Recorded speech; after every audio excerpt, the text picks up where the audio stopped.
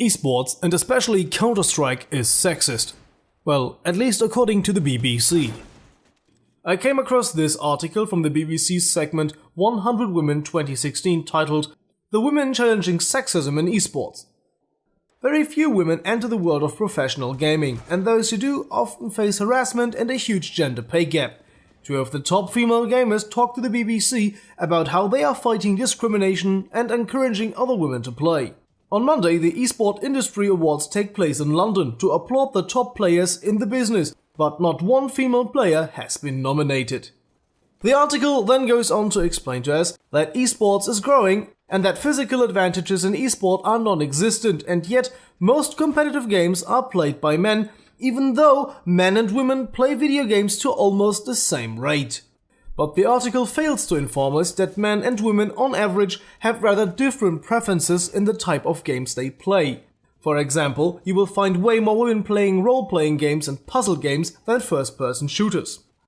As you can see in a Guardian article, the statement that men and women are gamers to almost equal numbers can only be made when factoring in mobile games. And at that point it becomes a game of semantics. Are you a gamer because you play Angry Birds every time you take a dump or while waiting at the doctor's office?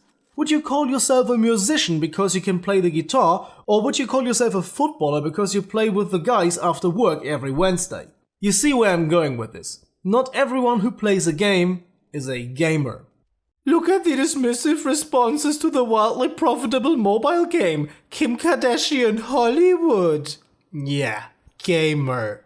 But let's go on with the article at the point where the interview section starts.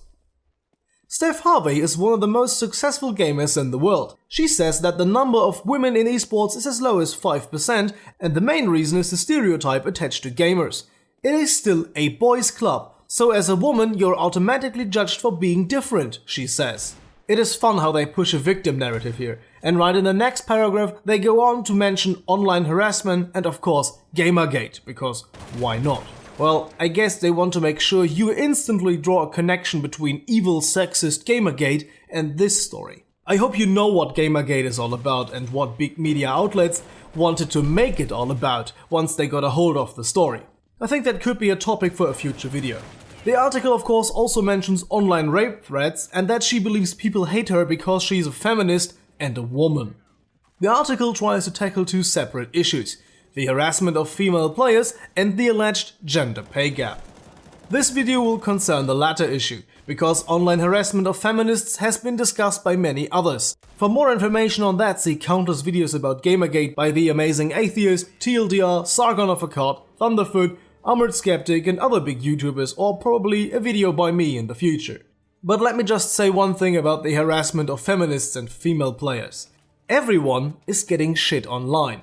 The larger your audience is, the more shit you get. That is not nice, but that is normal and you need to grow a thick skin.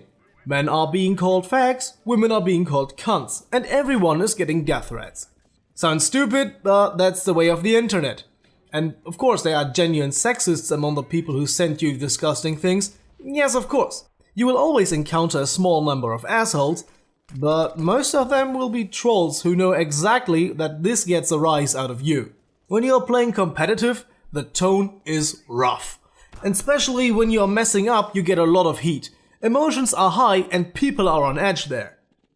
And on another notice, studies proclaiming that online misogyny is rampant among gamers dismantle itself once you take a look at the raw data. I will link a video example in the description down below. TLDR picks apart a study trying to prove that claim.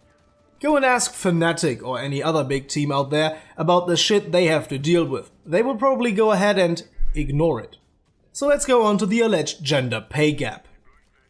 Just like the 77 cents on the man's dollar stuff you hear, this just looks as bad as it does on the surface. As soon as you take a look at how they arrived at those numbers, you will see it falling apart.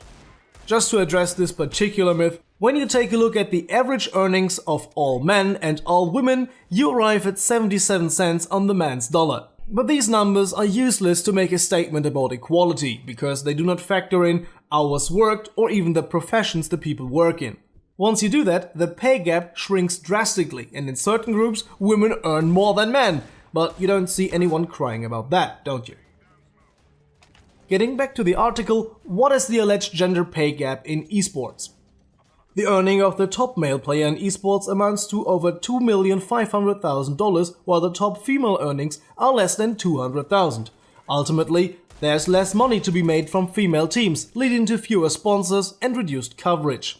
Let us focus on the earnings for now, and check while the female players make less, because reduced attention can not only be explained by money. Just like in any tournament, usually the first 3 places get money for winning. In the regular Counter-Strike League, the prizes for the first place can go up to $400,000. In the female league, these prices are much lower. They are around $15,000. In other games like Dota 2, these numbers can be way higher, but let's stick to Counter-Strike for now. Now we have to take into account the different skill levels of the teams. The average skill level of a female player is much lower than that of their male counterparts, and of course there are exceptions to that rule. That average is the result of several factors. First of all, let's have a look at an argument that is often mentioned when discussing this topic. Women usually react slower to visual stimulation, the most important thing in games like Counter-Strike. The bigger factor, and I guess the only real significant one, is the small number of female players overall. Like previously mentioned, women on average do not enjoy games like Counter-Strike. Of all Counter-Strike players, let's say about 10% of players have the potential to start playing professionally with the right training. You can see the amount of potential pros is small for male players, and for female players thereby even smaller. And 10% is a generous assumption. Many sources go with much smaller numbers. And looking at the statistics again, this is an average, and you can see that there are many people who are far above average. So you can expect to find female players who are able to play at the highest standards. And there are, of course, examples.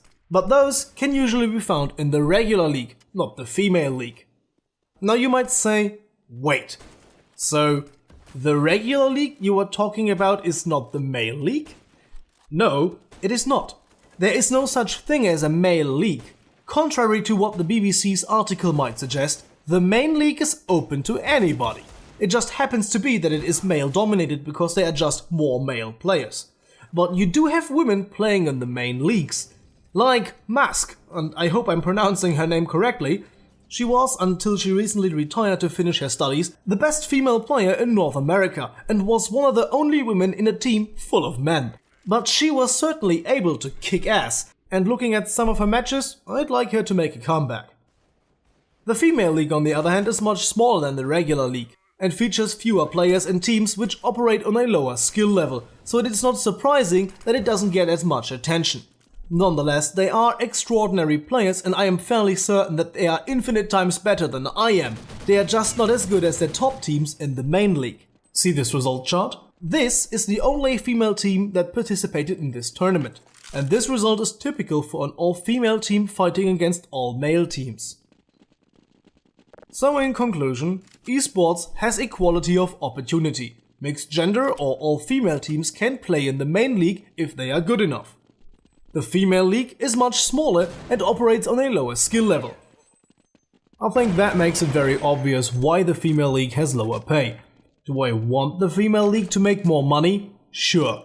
I'd be happy for them. I enjoy watching them play. I just don't think that separating the player base by gender is a good idea in the long run. And the second woman featured in this article seems to agree with me on that. Julia Kiran, a player for Team Sacred, said that many people look down on the female league and treat it as a side game. And yes, they are often looked down upon. But to be honest, it is kind of a side game. It is a smaller league that operates on a lower skill level alongside a bigger league. Julia Kiran seems to be the more relaxed and reasonable of the two interviewed here. She is part of the world's best female team at the moment. But remember this result chart? That was her team. Steph Harvey, on the other hand, is the one complaining about the alleged eSports gender pay gap and is advocating for female-only leagues because it's a safer space for women, to use her words from an online podcast, because apparently women can't handle the rough tone in the competitive scene. It has to be noted that she, according to her Wikipedia page, only participated in female tournaments with her team, in which they are undeniably good, but of course don't make that much money at. Nonetheless, that is something she and her team choose to do. They could compete for the big money. one could easily get the impression that it's just easier to be the big fish in the small pond. And it should be mentioned that male players on the same skill level as her hardly earn any money from playing Counter-Strike and get free travel to nowhere. So to close the circle and make a jump back to the beginning, why has none of the female players been nominated? Well, we all know the answer. It can't be because of skill, it's sexism. And you know what's kind of funny? If they ran an article like this in early 2014, they would have had a point. But not about Counter-Strike, about Hearthstone. But shortly after, male and female players alike said, "That's bullshit," you saw this headline. What is your opinion on this topic? I am honestly a bit conflicted if it is a good idea to have female-only tournaments, because even if it does help getting more women interested in eSports, I believe that splitting up the community by gender is not a good idea, because there are female players being successful in the main leagues. Having leagues for lower tier teams in general could be a better solution. I have linked all the sources in the description down below if you want to have a look for yourself. So see you guys in the comment section. Till next time, and as always, goodbye and guten Tag.